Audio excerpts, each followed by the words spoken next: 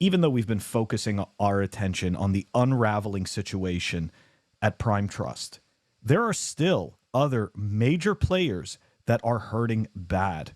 So we're going to take a look at what's happening right now with Binance.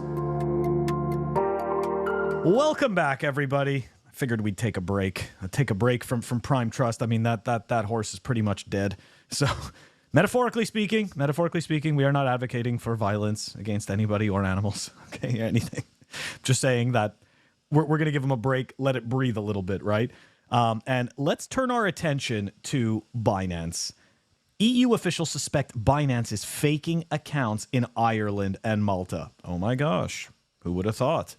Binance's companies in Ireland and Malta have raised various red flags, indicating that the crypto exchange is obfuscating. That means hiding, for the people who don't know what that word is, because it's a pretty fancy word and not everybody uses it. But yeah, obfuscation just simply means to hide or to conceal. Okay, illicit activity such as money laundering and tax evasion. That's right. It's Phil's dictionary hour. Anyways, European investigators told Protos were worried that Binance may be faking its accounts and operations in several EU jurisdictions. Go on. And commingling funds from revenue streams of different countries to avoid raising the eyebrows of regulators and tax authorities. That is some pretty bad stuff that they're being accused of. These concerns have been raised due to its operations within Ireland and Malta being particularly difficult to track, despite claiming to employ dozens of employees. Revenue streams are unexplained or explained by consultancy services. I always like that one, that the consultancy services is a vague black box that you could kind of just throw anything in. It's fantastic. Anyways, according to official records, and the companies don't have an active and operational space other than their registered address, which are shared with other companies. And that's very similar to shell companies in a way. But even worse than that, there was a major scandal that went on, for the people that paid attention to the story of the Wolf of Wall Street. That's actually what they were doing. They were setting up fake companies. All they had was registered addresses and a name in the window. So again, and that is a regulated market. Regulation is a gray area. It doesn't mean that you can't scam. It just means that you need to fulfill the regulator's requirements so that your scam doesn't get noticed. Anyways, I digress and I will continue. Officials believe Binance is inflating registered employee headcounts by conflating the figure with contractual services to freelancers.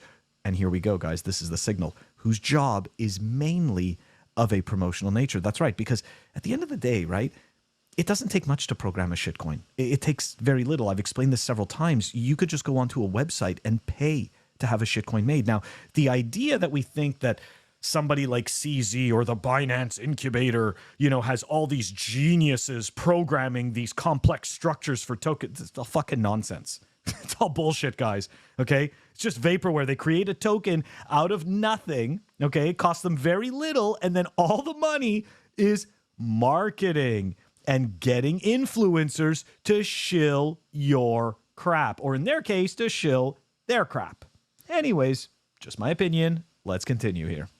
Binance doesn't have a license to act as a crypto exchange in Ireland or Malta. Binance Holdings Ireland seems to be used as a bucket, which includes several other companies as its subsidiaries, including another company in Ireland called Binance Services Holdings that owns Binance's companies registered in Malta. Binance's companies registered in Ireland seem to be fully owned by Binance chief Changpeng Zhao. I don't know if that really means anything, but it is worth noting. It is worth noting. Now, this isn't the only piece that we're looking at, because at the same time that this article dropped, we actually had this drop today. Binance loses another banking partner amid global regulatory storm. And I'm sure that this banking partner is not getting skittish because of what's going on in the EU with Binance. Sure of that, right? This is all just a coincidence. Binance is set to lose the support of its current Euro banking partner, PaySafe Payment Solutions. The exchange has notified its users via email that PaySafe's Euro support will terminate after September 25th, 2023. The exchange is planning to transition to a new service provider for Euro transactions via SEPA bank transfers. A Binance spokesperson told Cointelegraph that this move, it's very specific, guys. You need to know this, okay? This move is not related to the exchange's recent departure from multiple countries from the European Union. It's got nothing to do with that, guys, okay? This is totally separate, isolated, and different. Can't even say that shit with a straight face.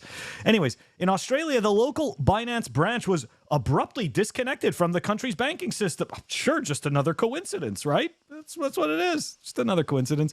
Prompting a search for a new third-party payment provider. Total coincidence. The former banking partner, Kuskal, stated, or Kuskal, I don't know, I'm not pronouncing that right, I'm sure, stated that Binance failed to meet the platform's compliance regulations. Binance requested to withdraw from Cyprus in order to prepare our business to be fully compliant with MiCA. Now, for the people who don't know what MiCA is, I'll throw in a link in this video to a previous video that I made that explains these MiCA regulations, which has to do with crypto custody and trading in Europe.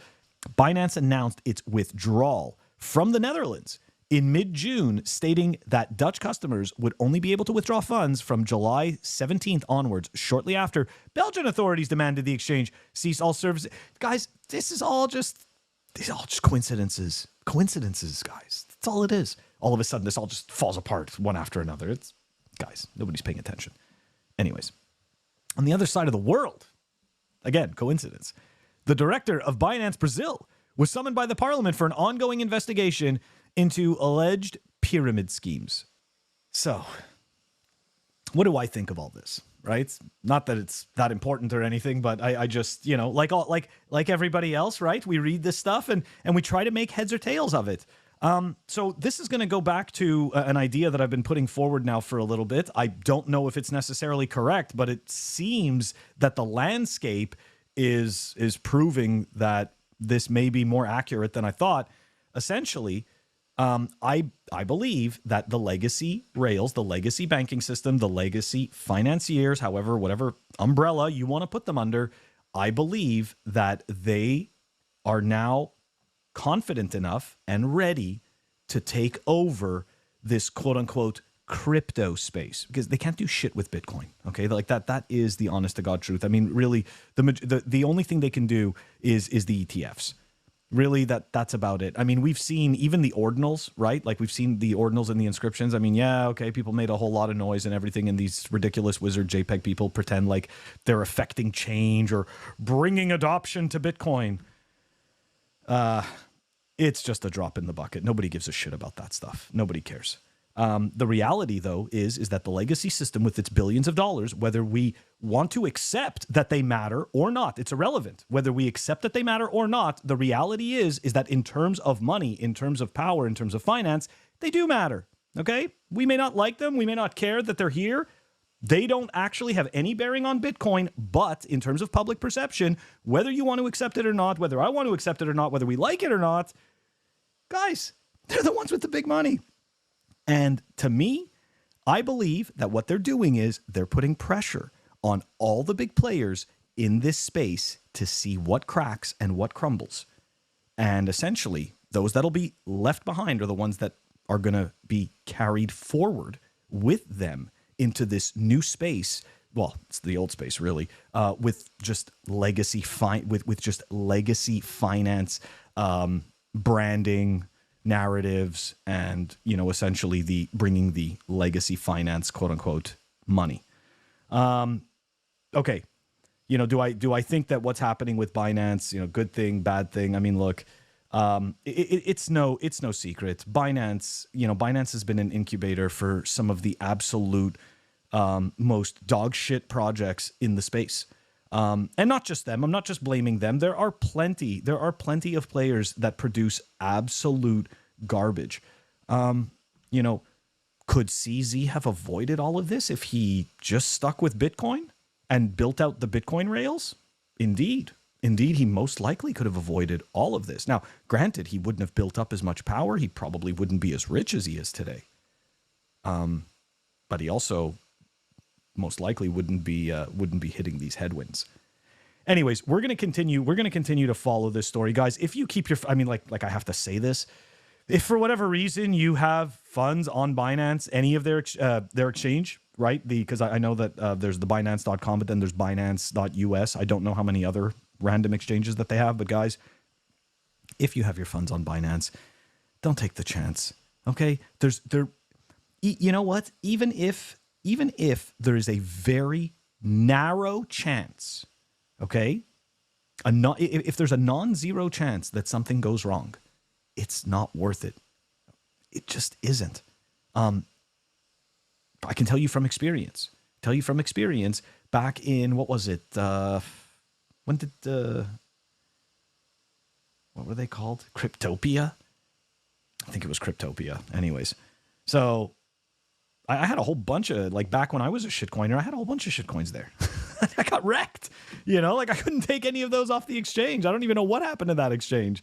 So, and again, right, like, it's not like withdrawing your shitcoins is going to make any difference. The real right thing to do is to dump those and turn them into Bitcoin.